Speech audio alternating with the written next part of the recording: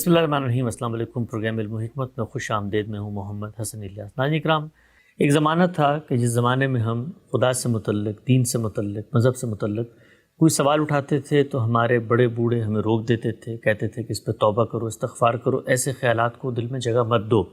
لیکن اب وہ زمانہ ہے کہ ہر بچہ اس وقت دنیا سے کنیکٹ ہے، سوشل میڈیا ہو، یوٹیوب ہو، گوگل ہو، وہ تمام باتیں اس تک پہنچتی ہیں اور وہ ان باتوں پر کمنٹ کرتا ہے، سوچتا ہے، غور و فکر کرتا ہے۔ اس زمانے میں ان تمام سوالات کو جو کچھ عرصہ پہلے تک بہت حساسیت کے حامل تھے، دبا دیا جاتا تھا، سنپ کر دیا جاتا تھا، اب بات کرنی پڑے گی۔ اور ہم نے اگر اپنی نئی نسلوں کو دین پر شعوری طور پر قائم رکھنا ہے تو ان کو علم اور استدلال کے ذریعے ان جوابات پر قائل کرنا پڑے گا۔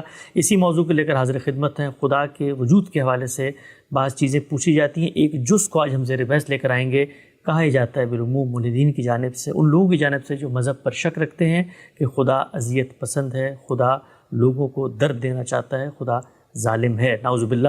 ان سوالات کا جواب مذہب کیا دیتا ہے؟ اس موضوع کو لے کر حاضر خدمت ہیں۔ حضرت سابق مسجد تشریف فرمائیں جناب جاوید احمد غامدی صاحب۔ السلام علیکم غامدی صاحب۔ وعلیکم السلام۔ ہم سے بہت شکریہ آپ کے وقت کا۔ ہم سب الہاد پورا کا پورا ایک نقطہ نظر رکھتا ہے، ایک فلسفہ رکھتا ہے، وجود کی کچھ متبادل توجیہات رکھتا ہے۔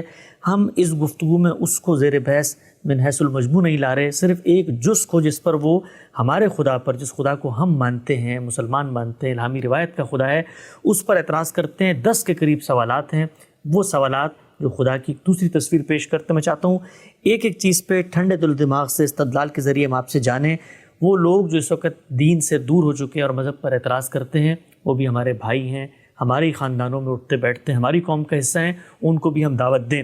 ہم سے پہلا نقطہ جو پیش کیا جاتا ہے وہ یہ کہ اس دنیا کے اندر ظلم ہوتا ہے، ناانصافی ہوتی ہے، جبر ہوتا ہے، لوگوں پہ پرسیکیوشن کی جاتی ہے۔ اگر کوئی خدا ہے جس خدا کو ہم مانتے ہیں تو وہ خاموش کیوں بیٹھا ہوا ہے؟ ظلم کرنے والے کا ہاتھ کیوں نہیں پکڑتا؟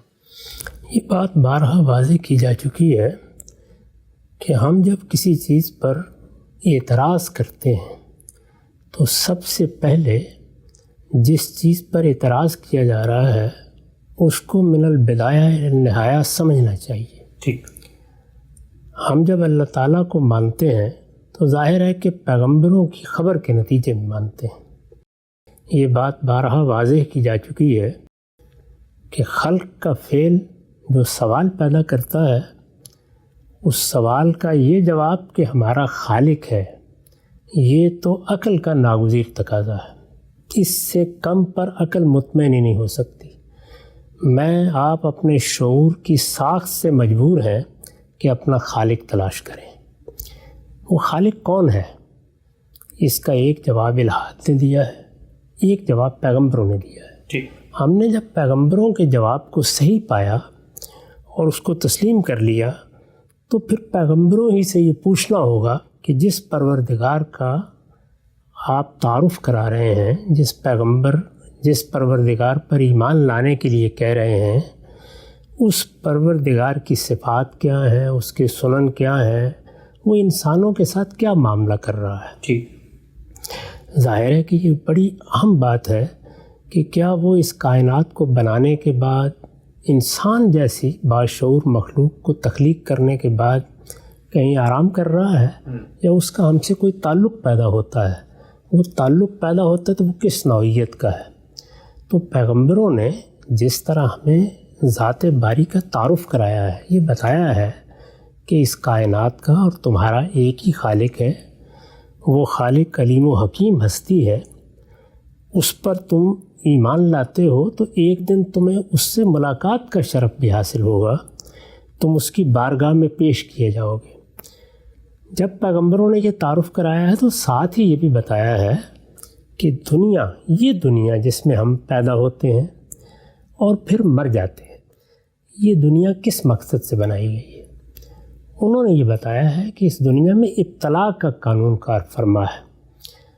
اس دنیا میں انسان، اسی طرح ہمیں خبر دی گئی ہے کہ جنات ہیں، یہ دونوں مخلوقات مکلف مخلوقات ہیں، یعنی ان کو شعور دیا گیا ہے، یہ خیر و شر کو پہچانتے ہیں، اور ان کو یہ دنیا جو اس وقت ہمارے سامنے ہے، اس دنیا میں امتحان کے لیے بھیجا گیا ہے۔ ٹھیک، اللہ تعالیٰ کی اس اسکیم کو کوئی شخص نہیں مانتا، وہ ایک الگ چیز ہے، لیکن اس کو مان لینے کے بعد پھر اس اسکیم کے لازمی تقاضوں کو بھی ماننا ہوگا۔ عقل کا طریقہ یہ ہے کہ جب آپ کسی بنیاد کو تسلیم کر لیتے ہیں تو اس کے لوازم کو مانے بغیر کوئی چارہ نہیں ہوتا۔ اگر یہ دنیا آزمائش کے لیے بنی ہے تو پھر کس چیز کی آزمائش ہے؟ ظاہر ہے ارادہ و اختیار کی۔ جس مخلوق کو آزمایا جا رہا ہے اس میں ارادہ و اختیار ہونا چاہیے۔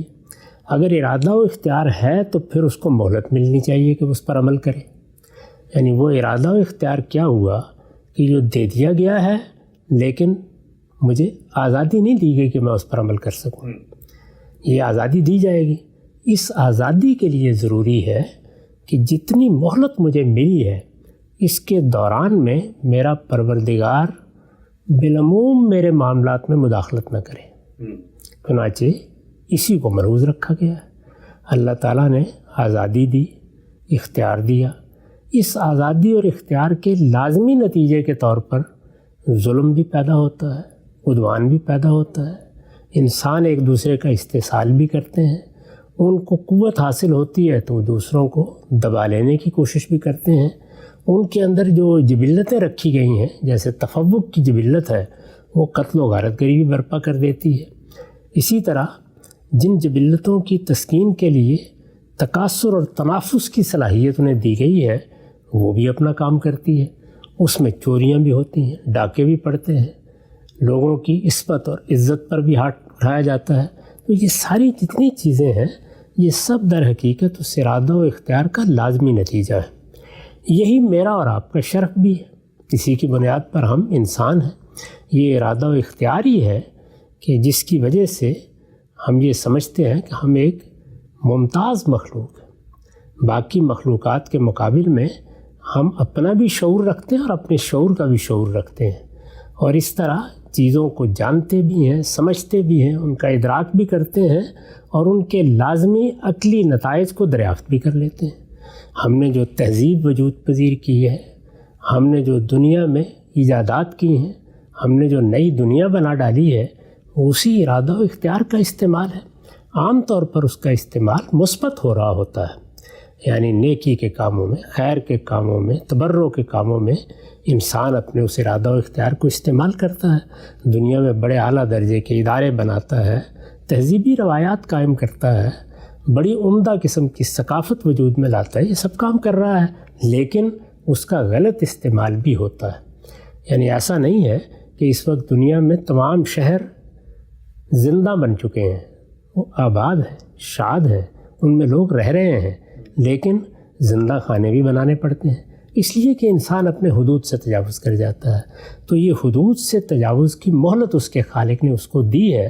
اس مہلت کے دوران میں خالق سے یہ مطالبہ کرنا کہ وہ اس میں مداخلت کرے، یہ اس کی پوری اسکیم کو باطل کرنے کے مترادف ہے۔ وہ اگر مداخلت کرے گا، ظالم کا ہاتھ پکڑ لے گا، چور کا ہاتھ پکڑ لے گا، ڈاکو کا ہاتھ پکڑ لے گا، تو پھر تو کسی کے لیے آزادی عمل باقی نہیں رہے گی، اور جب آزادی عمل باقی نہیں ہے تو پھر امتحان کیسا، ابتلا کیسی، اور پھر اس کے جو نتائج بیان کیے گئے ہیں ان کے لیے کیا جواز باقی رہ جائے گا۔ تو کسی چیز پر بھی جب ہم تنقید کریں اس میں سب سے پہلے یہ معلوم کرنا چاہیے کہ جس نے وہ کام کیا ہے یا جس نے کوئی اسکیم بنائی ہے یا جس نے کوئی معاملہ کیا ہے اس کے پیش نظر کیا ہے، اس کے مقصد کو سامنے رکھے بغیر اس پر جو تنقید بھی کی جائے گی وہ اصل میں اپنے ذہن کو دوسرے کے ذہن میں داخل کرنا ہے، اور اس سے بری تنقید کی کوئی مثال نہیں ملتی۔ توجہ ہو گیا غم صاحب۔ اچھا، یہ جو آپ نے پہلو بتایا ہے کہ خالق ظاہری بات ہے ایک اسکیم رکھتا ہے، اس کے سامنے ایک مقصد ہے، اس مقصد کو حاصل کرنے کے لیے ارادہ و اختیار دیا، اور ارادہ اختیار دیا جائے گا تو سوء استعمال بھی ہوگا جس سے ظلم بھی وجود پذیر ہوگا، خالق اس میں مداخلت نہیں کرتا۔ یہ تو کہا جا سکتا ہے نا غم صاحب کہ اللہ تعالیٰ اس اسکیم کو ایسے ہی رکھتے، ارادے اور اختیار اور شعور کو آزادی دیتے، لیکن جہاں پر تعدی ہونے لگتی، جہاں پر اقدام ہونے لگتا، وہاں مداخلت کر دیتے اور اس پر واضح ہو جاتا کہ بندے نے سوء استعمال کیا ہے، اس کو اس کے گناہ کا ایصال کر دیتے۔ لیکن اگر کسی کے خلاف اقدام ہو رہا ہے، ہم نے دیکھا خود اللہ تعالیٰ آخر کرتی تو ہے پیغمبروں کے خلاف، جب وہ قتل کی کوشش کرتا ہے تو اللہ جو ہے وہ کسی کو اوپر اٹھا لیتے ہیں، خود مداخلت کرتے ہیں۔ تو وہ اگر وہاں پر یہ معاملہ کر رہے تھے تو یہ معاملہ وہ عام دنیا میں کیوں نہیں کر سکتے؟ اسی لیے میں نے کہا کہ بالعموم کا لفظ میں نے استعمال کیا، پیغمبروں کا استثناء تو ہدایت کے لیے ناگزیر تھا، باقی سب کے لیے بھی یہ استثناء ہوتا تو پھر امتحان ختم ہو جاتا، یعنی اس طرح کی مداخلت تو بالکل نمایاں ہو جاتی۔ اور اس وقت اللہ تعالیٰ کو نہ ماننے یا اس کے بارے میں جو سوالات پیدا کیے جاتے ہیں اس کی وجہ کیا ہے؟ وجہ یہی ہے کہ مداخلت نہیں ہوتی، یعنی دنیا ویسے بڑے خودکار طریقے سے چلتی ہوئی نظر آتی ہے، ایسے لگتا ہے کہ جس طرح یہی کائنات سب کچھ کر رہی ہے۔ چنانچہ الہات نے ہمیشہ علمی سطح پر اس سوال کا یہی جواب دیا ہے کہ میرا خالق کون ہے؟ وہ کہتے ہیں یہی کائنات تمہاری خالق ہے۔ اس کائنات میں وہ خواص اور تاثیرات موجود ہیں جن کا خودکار طریقے سے، جیسے کہ خودکار مشین چل رہی ہوتی ہے، ظہور ہوتا چلا جاتا ہے۔ یہ غلط فہمی کیسے پیدا ہوتی ہے؟ عدم مداخلت کی وجہ سے پیدا ہوتی ہے۔ اگر مداخلت ہو جائے گی تو اس غلط فہمی کا امکان بھی ختم ہو جائے گا۔ تو اللہ تعالیٰ ہمارے علم کا بھی امتحان کر رہا ہے، ہمارے عمل کا بھی امتحان کر رہا ہے۔ علم کے امتحان کے لیے ضروری ہے کہ اس طرح کے مقامات باقی رہیں جو لوگوں کو غلط فہمی کی طرف لے جانے والے ہوں۔ غلط فہمی کی طرف اب ہم نے نہیں جانا، صحیح طریقے سے فیصلہ کرنا یہ اسی وقت ممکن ہوگا جب یہ امکانات موجود ہوں گے۔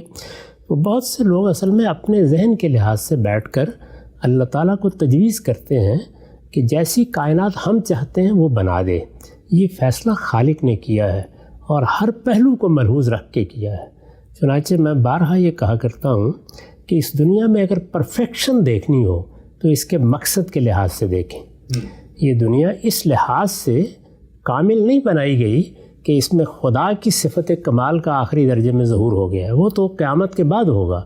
یہ کامل ہے کس لحاظ سے؟ ابتلا کے لحاظ سے، یعنی جس زاویے سے دیکھیے، علم کے زاویے سے دیکھیے، عمل کے زاویے سے دیکھیے، ہر جگہ ابتلا ہے، ہر جگہ امتحان ہے، اور اتنا غیر معمولی امتحان ہے کہ پورا زور لگا لیجئے کہ آپ اللہ تعالیٰ کا تعارف کرائیں، آپ اس کی صفات کا تعارف کرائیں، پیغمبر بھیج دیں، پیغمبروں کے ذریعے سے معجزات دکھا دیں، پھر بھی گنجائش باقی رہتی ہے کہ کوئی آدمی گریز کرنا چاہے تو کر جائے۔ یہی ہونا بھی چاہیے، اگر یہ نہ ہو تو پھر ابتلا کا قانون باقی نہیں رہے گا۔ ٹھیک، نقطہ واضح ہو گیا، آگے بڑھاتے ہیں سلسلہ گفتگو کو۔ اچھا غم صاحب، یہ آپ نے ایک بات کی کہ اللہ تعالیٰ ظاہری بات ہے کہ امتحان چاہتے ہیں، اس امتحان میں ایک حجاب بھی ہے، ایک پردہ بھی ہے، تاکہ جو متبادل توجیہات ہیں لوگ اس کی کرنے کی طرف بھی جائیں، تبھی تو ان کو آزمایا جائے گا کہ وہ صحیح بات پہ کھڑے یا نہیں کھڑے۔ اللہ نے جب مداخلت کی تب بھی اس سے امتحان خراب نہیں ہوا، پیغمبروں کے ساتھ اللہ کی مائیت کا ظہور دیکھنے کے باوجود لوگوں نے انکار کیا۔ تو اللہ تعالیٰ اگر پے در پے یہ معاملہ کرتے بھی رہتے تو امتحان تو پھر بھی برقرار رہتا۔ ایسا نہیں ہے، اس وقت پیغمبروں کے معاملات کیونکہ کبھی کبھی ہوتے ہیں، تاریخ کے مختلف ادوار میں ہوتے ہیں، اس وجہ سے وہ امتحان باقی رہتا ہے، ورنہ ان کے زمانے میں تو پھر اللہ تعالیٰ کا فیصلہ صادر ہو گیا، پھر سب انسانوں کے لیے وہ فیصلہ اسی دنیا میں صادر ہوتا، اور اگر وہ فیصلہ اس طریقے سے صادر ہوتا رہتا تو انسان کی صلاحیتوں کا جو ارتقا ہوا ہے وہ ختم ہو جاتا، یعنی پھر تو ڈرے مارے لوگ کانپتے رہتے اور کچھ بھی نہ ہوتا۔ تو پیغمبروں کی موجودگی میں جب دینونت برپا ہوئی ہے تو قومیں تباہ کر دی گئی ہیں، بستیوں کی بستیاں ختم کر دی گئی ہیں۔ کیا آپ چاہتے ہیں کہ انسانوں کے لیے یہی معاملہ ہر روز ہو، صبح ہو شام ہو؟ اس کے بعد امتحان کیسے باقی رہے گا؟ اس میں وقفہ دے دیا گیا ہے، فترت کے زمانے آتے ہیں تاکہ وہ چیزیں ذہنوں سے محو ہوں اور انسان دوبارہ اسی طریقے سے آزادی کے ساتھ سوچے۔ ذرا غور کریں، موت آتی ہے 2-3 دن کے لیے ہم میں سے ہر شخص کا خاتمہ کر دیتی ہے، سب لوگوں کی توجہ موت پر ہوتی ہے، سب کو قبر نظر آ رہی ہوتی ہے۔ اگر روز موت ہمارے گھر میں آ جائے تو کچھ کام کر سکیں گے؟ کوئی زندگی کو ہم انجوائے کر سکیں گے؟ اس کا کوئی لطف اٹھا سکیں گے؟ اپنی اندرونی صلاحیتوں کو نشو و نما دے سکیں گے؟ دنیا میں کوئی تہذیب پیدا کر سکیں گے؟ تو اللہ تعالیٰ کی اسکیم بڑی جامع اسکیم ہے۔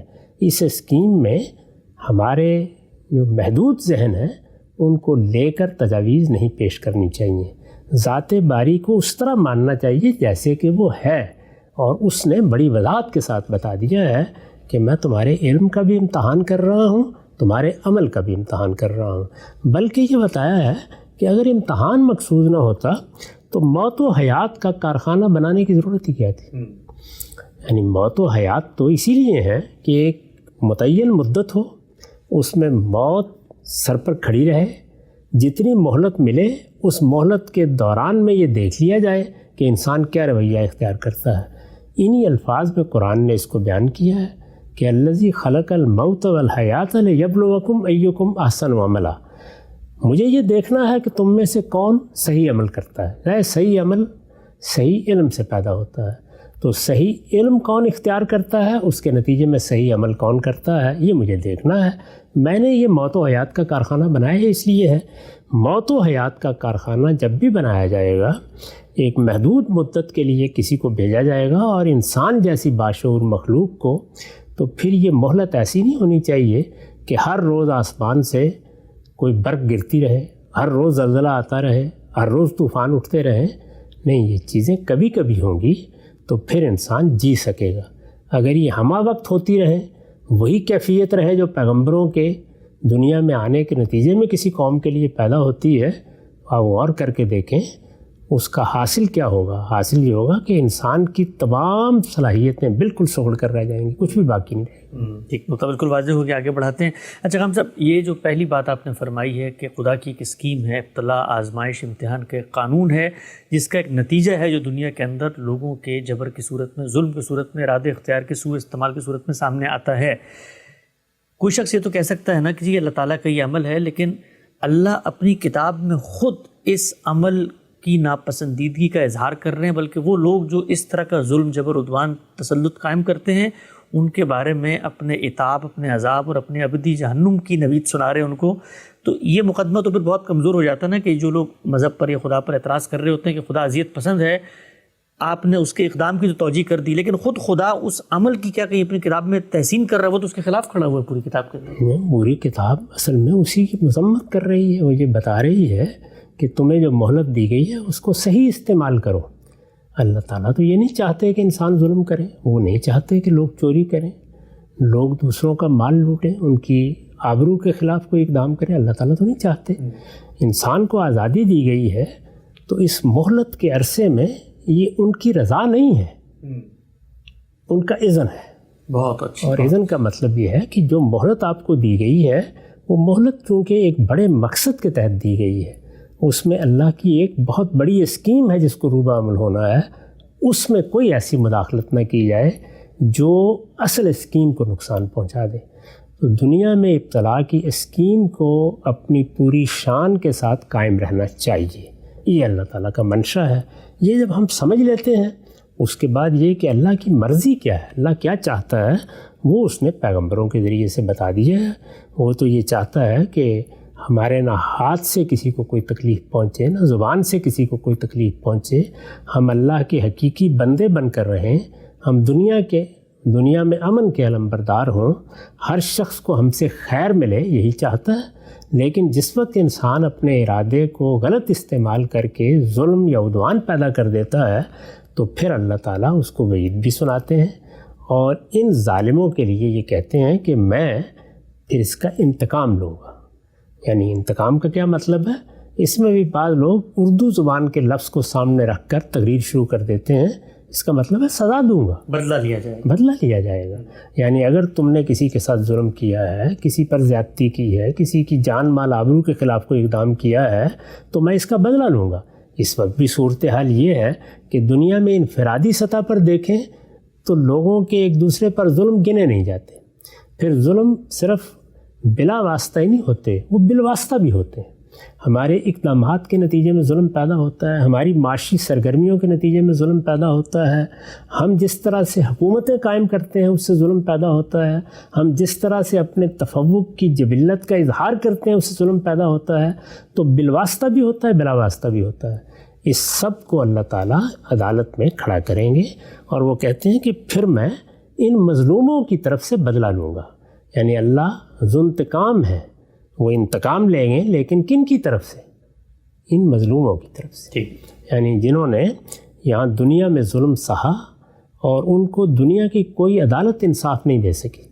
اس وقت دنیا میں بہت اچھی حکومتیں بھی قائم ہوئی ہیں، اور کوئی شبہ نہیں ہے کہ انسان نے حکومتوں کے نظم میں ترقی کی ہے۔ اس سب کے باوجود کیا ظلم مٹ گیا ہے؟ کیا عدوان کا خاتمہ ہو گیا ہے؟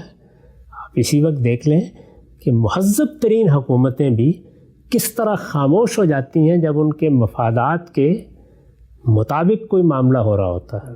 اس میں نسل کشی ہوتی رہے، اس میں لوگ مرتے رہیں، اس میں بچے مرتے رہیں، سب خاموشی کے ساتھ بیٹھے ہوتے ہیں۔ اگر آپ پوچھیں کہ اس خاموشی کی وجہ کیا ہے تو ظاہر ہے کہ وہ سیاسی حکمت عملی کے سوا کچھ نہیں ہوتی۔ یعنی ان کے اپنے مقاصد جب مجروح ہوتے ہیں تو پھر ان کا رویہ اور ہوتا ہے، اور وہ مقاصد پورے ہو رہے ہوں تو ان کا رویہ بالکل اور ہوتا ہے۔ تو یہ سب کیوں ہوتا ہے؟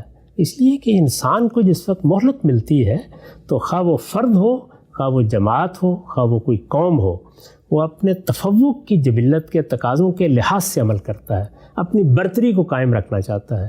یہ برتری جب قائم رکھنے کی جدوجہد کی جاتی ہے تو اس کے نتیجے میں قومی سطح پر، عالمی سطح پر ظلم پیدا ہوتا ہے۔ ہم نے اس موجودہ زمانے میں کیا جنگیں نہیں دیکھی؟ کیا ہم نے انسانوں کو انسانوں پر ظلم کرتے نہیں دیکھا؟ ہم نے بستیوں کو تباہ ہوتے نہیں دیکھا؟ یہ سب ہم دیکھ رہے ہیں، اس وقت بھی دیکھ رہے ہیں، جبکہ بڑے بڑے امن کے ادارے قائم ہیں۔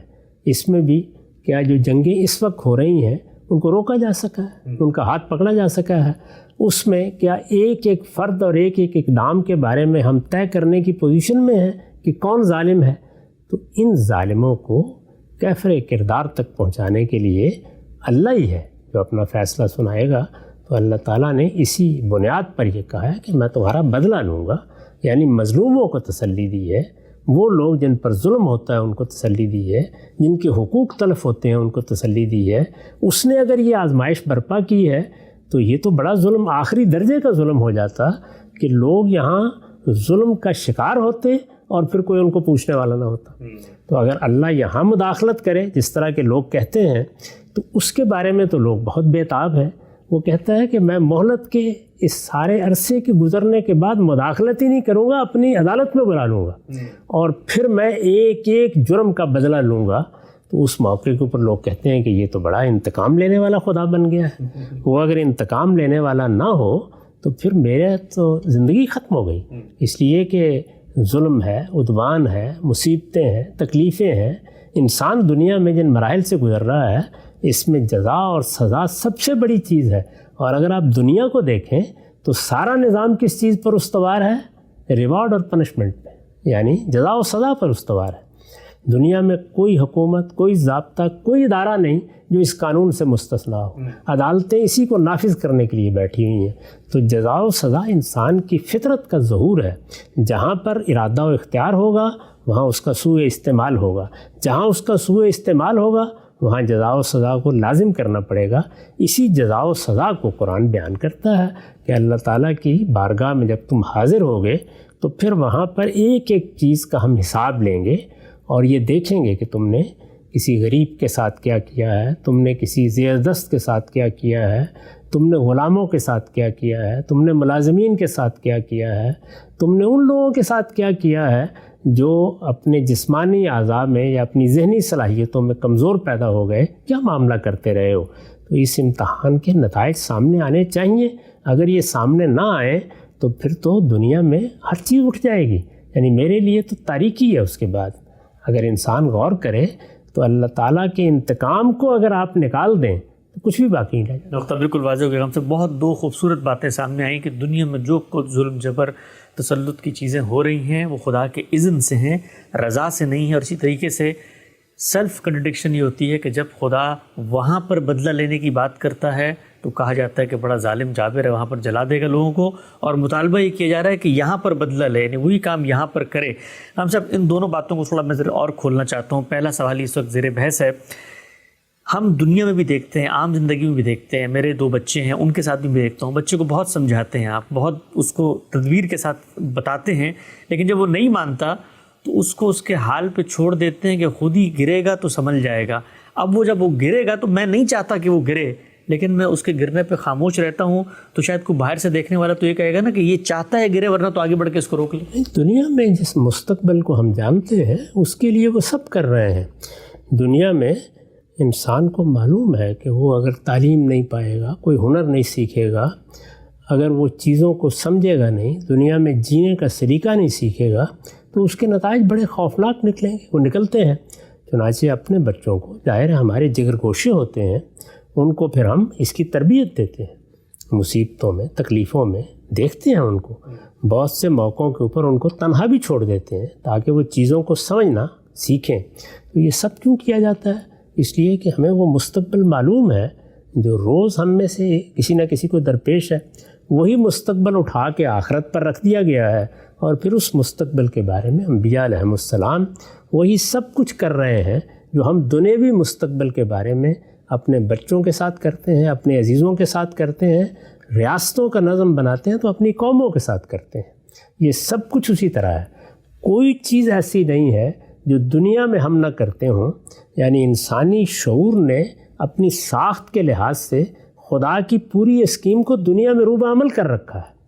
یعنی دنیا چل ہی اسی اسکیم پر رہی ہے، اطلاع کے اصول ہی پر دنیا چل رہی ہے، اور جزا و سزا ہی کو ایک حقیقت مان کر چل رہی ہے. اس سے مختلف کوئی چیز ہم نہیں بنا سکے. اس میں تو ایک ہی شکل ہے، وہ یہ کہ یا تو انسان تبدیل ہو جائے، اور یا یہ ہے کہ اس کائنات کا خالق فیصلہ کر لے کہ اس نے ابتلا کو ختم کر دیا ہے اور وہ اب ہر ظالم کو سزا دے گا. دو ہی راستے ہو سکتے ہیں اور کوئی راستہ نہیں ہے. اگر انسان یہی انسان ہے تو اس کو سوء استعمال کرتے ہوئے ہم دیکھیں گے بھی، اور سوء استعمال ہوگا بھی. اور اگر سوء استعمال ہوگا تو پھر اس کے نتائج بھی نکلنے چاہیے. تو مجھے جو خیر و شر کا شعور دیا گیا ہے اس کے منطقی عقلی نتائج یہ ہیں کہ خیر و شر کا شعور ہے تو پھر خیر کا نتیجہ اچھا نکلنا چاہیے، شر کا نتیجہ برا نکلنا چاہیے. اس خیر و شر کے نتائج اگر دنیا میں آخری درجے میں نکل آتے ہیں تو بات ختم ہو گئی. ہم جانتے ہیں کہ نہیں نکلتے. یعنی کوئی دنیا کی اچھی سے اچھی حکومت بھی ہر شخص کو انصاف نہیں دے سکتی، ہر شخص کے ساتھ وہ معاملہ نہیں کر سکتی. دنیا کی حکومتیں تو جس وقت کوئی مقدمہ دائر ہوتا ہے بے بسی سے کھڑی ہوتی ہیں. کتنے جرائم ہیں جن کو ہم سب جانتے ہیں کہ وہ ہوئے ہیں. ہم میں سے بہت سے لوگوں کو ان کا ذاتی مشاہدہ ہو جاتا ہے، لیکن وہ عدالتوں میں ثابت نہیں کیے جا سکتے. عدالتی نظم کی خرابیوں کی نظر ہو جاتے ہیں. ان میں بعض اوقات تحمل ہی نہیں ہو پاتا کہ کون برسوں جائے اور کون کسی چیز کو ثابت کرتا پھرے. تو یہ عدالت جو اللہ کی عدالت ہے وہ تو اصل میں ہم میں سے ہر ایک کی آرزو، ہر ایک کی تمنا ہونی چاہیے کہ وہ عدالت لگے اور اس کائنات کا پروردگار ظالموں کو کیفر کردار تک پہنچائے. وہ ظالم جنہوں نے یہاں لوگوں کی جان مال آبرو کے خلاف اقدامات کیے ہیں وہ وہاں کٹہرے میں کھڑے ہوں گے. اللہ کے وہ بندے جنہوں نے اپنی طرف سے پوری کوشش کی کہ وہ اللہ کی بندگی کا حق ادا کریں، ان کے لیے مغفرت کی بشارتیں ہیں. ان کو اس میں کوئی خوف زدہ نہیں ہونا چاہیے. ٹھیک، متواضع ہو گیا. اچھا ہم سب ایک اور پہلو کی طرف میں چاہتا ہوں ذرا تھوڑی سی بات کی جائے. جب یہ کہا جاتا ہے کہ اللہ تعالیٰ انتقام لیں گے، آخرت کے دن بدلہ لیا جائے گا، جو کچھ دنیا میں ظلم، عدوان، جبر، تسلط لوگوں نے قائم کیا ہے اس میں ایک ایک کا رائے برابر بھی کوئی چیز اٹھا نہیں رکھی جائے گی، دکھا دی جائے گی. تو اس میں ایک تردد عام طور پہ ذہن میں پیدا ہوتا ہے نا، بھی جو کچھ ہونا ہے وہ تو بہت بعد میں ہونا ہے، وہ بعد میں ہوگا نہیں ہوگا، اس کے اپنے سوالات ہیں. ایک اور پہلو جو خود قرآن مجید واضح کرتا ہے وہ یہ کہ ایسا نہیں ہے کہ اللہ تعالیٰ نے ظلم جبر کی صرف مذمت کر دی اور کہا قیامت میں انتقام لے لوں گا، بلکہ خود دنیا میں اپنے ماننے والوں کو کہا ہے بغیر کسی مذہبی شناخت کے اگر کوئی معبد ہیں، کوئی کلیسا ہیں، ان کے اوپر کوئی حملہ کرتا ہے تو تم اٹھو، جا کے اپنی جانوں کو نذرانہ پیش کرو اور اللہ کی راہ میں جہاد کرو، ان کو بچاؤ. تو خود اللہ تعالیٰ نے اپنے دین میں ایک فریضہ مقرر کر دیا جس میں بندہ مومن اپنی جان پیش کر دیتا ہے ظلم کو روکنے کے لیے. دین تو اللہ کی اسی اسکیم سے ہم آہنگ ہوگا. اسی لیے یہ فرمایا گیا ہے کہ دین کوئی خارج کی چیز نہیں ہے. ہماری فطرت جن چیزوں کا تقاضا کرتی ہے انہی چیزوں پر دین کی ہدایت کی بنا قائم کی گئی ہے. وہاں جہاں کوئی غلطی کا امکان تھا اللہ نے رہنمائی فرما دی ہے اور اس طریقے سے ہمارے لیے ایک شارع متعین کر دی ہے. تو اس دنیا میں جو چیزیں ہم کرتے ہیں وہ اپنی فطرت کے تقاضوں سے کرتے ہیں. فطرت کے تقاضوں ہی کے تحت ہم نے حکومتیں بنائی ہیں. میں بارہا عرض کر چکا کہ حکومت بنائی جائے، نظم اجتماعی قائم کیا جائے، فوجیں بنائی جائیں، پولیس کے محکمے قائم کیے جائیں. یہ سب ضرورت کیوں پیش آئی ہے؟ اسی ارادہ و اختیار کے سوء استعمال کو روکنے کے لیے. بہت اہم بات. ارادہ و اختیار کو ختم کر دیجئے، کسی حکومت کی ضرورت نہیں، کسی فوج کی ضرورت نہیں، کسی پولیس کی ضرورت نہیں. کوئی زندہ بنانے کی ضرورت نہیں، کوئی عدالتیں قائم کرنے کی ضرورت نہیں. ارادہ و اختیار ہے جس کے اچھے استعمال سے تہذیب پیدا ہو رہی ہے، ثقافت وجود میں آ رہی ہے، علوم پیدا ہو رہے ہیں، دنیا میں رنگا رنگی ہے. اور اسی کا برا استعمال ہے جس کے لیے آپ کو یہ اتنا بڑا نظم پیدا کرنا پڑتا ہے. ذرا اندازہ کریں کہ لوگ خود کماتے ہیں اور اپنی کمائی کا ایک بڑا حصہ اس نظم کے حوالے کر دیتے ہیں. کس لیے؟ تاکہ اس دنیا میں امن سے جی سکیں. ریاست، حکومت، نظم اجتماعی اسی لیے وجود میں لائے گئے ہیں. تو یہ انسانی فطرت کا ظہور ہے. انسانی فطرت کا جو ظہور یہاں ہو رہا ہے اسی کو بڑے پیمانے پر عالمی سطح پر ہونا ہے. اور جب وہ عالمی سطح پر ہوتا ہے تو اسی کو ہم قیامت کہتے ہیں. اور اس کے بعد وہی جزا و سزا ہے.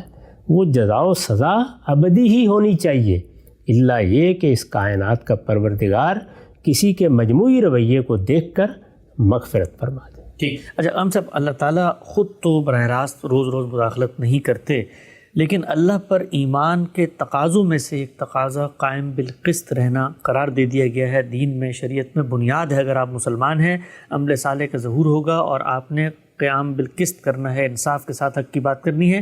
اور پیغمبر نے تو یہاں تک فرمایا کہ برائی کو ہوتے ہوئے دیکھو، استطاعت رکھتے ہو روکنے کی، نہیں روکتے تو زبان سے، ہاتھ سے سارے معاملات بھی نہیں کر پاتے تو تمہارا ایمان ہی نہیں باقی رہتا. تو اللہ تو مداخلت نہیں کر رہا، لیکن اللہ اپنے بندوں سے یہ مطالبہ کرتا ہے کہ اگر تم میں ایمان ہے تو جتنی مداخلت ہو سکتی ہے اتنی مداخلت کر کے دکھاؤ. جو امتحان برپا کیا گیا اس کے دو حصے ہیں نا. ایک یہ ہے کہ مجھے غلط کام نہیں کرنا، اور دوسرے یہ کہ مجھے غلط کام کو روکنا ہے. غلط کام کو روکنے کے لیے جس طرح مجھے ہدایت کی گئی ہے کہ جب کوئی گناہ جرم کے درجے میں ہو جائے، یعنی لوگوں کے حقوق تلف ہو جائے، ان کی جان، مال، آبرو کے خلاف زیادتی ہونے لگے، تو اس کا مطلب یہ ہے کہ گناہ جرم کے درجے تک پہنچ گیا ہے. اس وقت تمہیں ایسا نظم بنانا چاہیے کہ تم مجرم کا ہاتھ پکڑ سکو، تم لوگوں کے حقوق دلوا سکو. تو جب ہم کوئی نظم اجتماعی قائم کرتے ہیں تو غور کر کے دیکھیے وہ اصل میں دو ہی بڑی ذمہ داریاں ادا کرتا ہے. ایک یہ کہ اپنے دائرہ اختیار میں ظلم و عدوان نہ ہونے دے، کسی پر زیادتی نہ ہونے دے، کسی طاقتور کو کمزور پر غلبہ نہ پانے دے. یہی اس کا بنیادی کام ہے. اس کو نہایت خوبی کے ساتھ سیدنا صدیق نے اپنے پہلے خطبے میں بیان کیا. کسی وقت خطبے کو دیکھیے، وہ یہی بات کہتے ہیں اور نہایت بلیغ الفاظ میں کہتے ہیں کہ میری حکومت کا جواز ہی یہ ہے کہ میں کمزور کو طاقتور سے اس کا حق دلوا دوں. میں یہ نہیں دلوا سکتا تو اس کا مطلب یہ ہے کہ میں نے اپنے مقصد وجود کی نفی کر دی. ٹھیک. تو یہ اسی لیے ہے. اب ظاہر ہے کہ اس سے باہر پوری قومیں موجود ہیں، دنیا میں حکومتیں بھی بنے گی، اس میں حوصلہ مند لوگ اٹھ کے اپنا نظم بھی قائم کریں گے، انسان کی تفوق کی جبلت کا بھی ظہور ہوگا. تو اگر قوموں کی سطح پر ظلم و عدوان ہونے لگ جائے، اس میں شوریدہ سری پیدا ہو جائے، اس میں لوگوں کے مابد خطرے میں پڑ جائیں، جانیں خطرے میں پڑ جائیں، مال خطرے میں پڑ جائیں، تو پھر ہمیں جہاد کا حکم دیا گیا ہے. اسلام میں جہاد ایک بڑی عبادت بن گئی. جی. ظلم و عدوان کو ختم کرنے کے لیے مسلمانوں سے یہ تقاضا کیا گیا. تو اندرون میں اسی وجہ سے بڑی سخت سزائیں رکھی ہیں.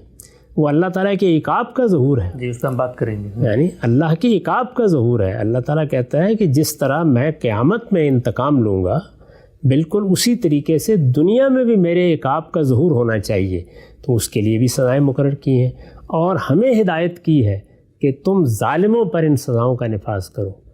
اور اسی طریقے سے اگر کہیں کوئی قوم شوریدہ سر ہو گئی ہے تو پھر میدان جنگ میں اتریں گے. اس کو بڑی نیکی قرار دے دیا گیا.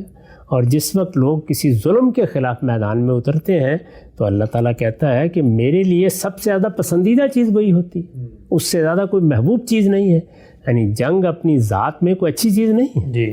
کسی مجرم کو سزا دیتے بھی اگر آپ دیکھیں تو تکلیف ہوتی ہے، لیکن وہی چیز اللہ کو محبوب ہو جاتی ہے. کیوں؟ اس لیے کہ وہ ظلم کو پسند نہیں کرتا، وہ چاہتا ہے کہ اس کا استیصال ہو، اس کا خاتمہ ہو. تو بالکل واضح ہو گیا. بلکہ دین میں بعض ایسی عبادات مقرر کر دی گئی ہیں جس میں اسی ظلم اور شیطان نے جو جنگ برپا کی ہوئی ہے اس میں رحمان کے بندے بن کر لڑنے کی عملی مشق کی ایک تمثیل کی صورت میں حج میں سامنے آتی ہے. ہم صاحب، آج کی نشست کے اس پہلے سوال کا آخری حصہ میں آپ کی خدمت میں رکھنا چاہتا ہوں. یہ بتائیے گا، آپ نے بڑی تفصیل سے ایک ایک پہلو کو واضح کیا. ایک منٹ کے لیے ہم یہ مان لیتے ہیں کہ یہ سارے جوابات جو کچھ مذہب دیتا ہے، الہامی روایت دیتی ہے، سمجھ میں نہیں آتے، قابل قبول نہیں ہیں، مقابل میں جو ایک بے روح کائنات کھڑی ہوئی ہے جس کو کہا جاتا ہے کہ وہ خالق ہے، تو لوٹ کر تو سارے سوالات اس پر بھی آ جاتے ہیں بھائی کہ وہ کیوں ظلم ہونے دے رہی ہے، یہاں پر کیوں وہ مداخلت نہیں کر رہی. تو یہاں تو اتنے سارے جوابات ہیں، وہاں تو کوئی بولنے کی پوزیشن میں بھی نہیں ہے کہ بتایا کہ وہ اسکیم کیا ہے. وہاں تو پہلے عقل کو معطل کرنا پڑے گا نا، یعنی ایک بے شعور کائنات کو اپنا خالق ماننا پڑے گا، اس سارے عمل کو بے معنی قرار دینا پڑے گا، بے مقصد قرار دینا پڑے گا، اس لیے کہ کائنات میں تو کوئی مقصد نظر نہیں آ رہا، کسی بھی لحاظ سے نظر نہیں آ رہا. یہی کہیں گے کہ ہمیشہ سے ایسے ہی چل رہا ہے، ہمیشہ ایسے چلتا رہے گا، یا کسی وقت ختم ہو جائے گا اور کسی اور طریقے سے چلنا شروع ہو جائے گا. تو آپ اپنے شعور کو، اپنی اخلاقی ساخت کو، اپنے وجود کو نظر انداز کر کے کوئی بھی نقطہ نظر اختیار کر سکتے ہیں، لیکن اگر پورے انسان کو سامنے رکھ کر کوئی نقطہ نظر اختیار کریں گے تو پیغمبروں کی دی ہوئی ہدایت کے سوا کوئی چیز دو سوالوں کا جواب دینے کی پوزیشن میں بھی نہیں. سبحان اللہ، سبحان اللہ. نقطہ واضح ہو گیا. الہات کے مقدمات میں سے ایک جز کے اوپر غامدی صاحب سے ہم نے گفتگو کا آغاز کیا تھا. 9 سوالات باقی، انشاءاللہ آئندہ نشستوں میں ان کو زیر بحث لے کر آئیں گے. وقت یہاں پہ ختم ہوتا ہے، دوبارہ حاضر خدمت ہوں گے. اب تک آپ لوگ کا بہت شکریہ.